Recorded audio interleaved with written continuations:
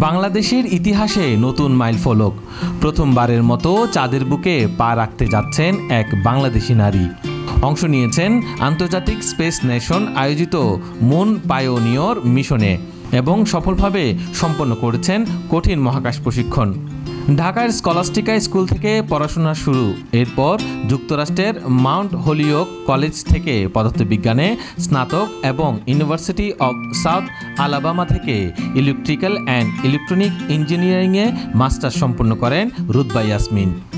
মহাকাশের চৌম্বকীয় ঝড় নিয়ে গবেষণা করতে গিয়ে মহাকাশ অভিযানে আগ্রহ জন্মে তার।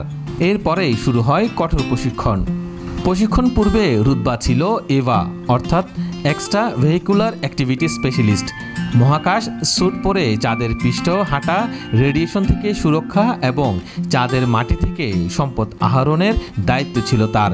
চূড়ান্ত অনুশীলনে মাত্র 60 সেকেন্ড হাতে রেখে একটি জীবন রক্ষাকারী সিস্টেম রক্ষা করে নেতৃত্বের দক্ষতা প্রমাণ করেন তিনি। রুতবা ইয়াসমিন বলেন, মাত্র 11% মহাকাশচারী নারী, এটা পরিবর্তনের সময় এসেছে। আমি চাই আরও নারীরা এই পথে এগিয়ে আসুক। চাঁদে পা রাখার প্রথম বাংলাদেশি নারী হওয়ার স্বপ্ন নিয়ে এগিয়ে চলছে রুতবা।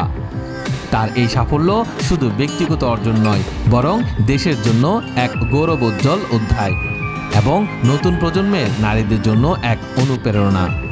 রুতবার সাহস, দক্ষতা আর অঙ্গীকার হয়তো একদিন মহাকাশে বাংলাদেশের পরিচিতি গড়বে নতুন উচ্চতায়, আর সেই পথ দেখাবে আজকের শিশুকে, আগামী দিনের বিজ্ঞানকে।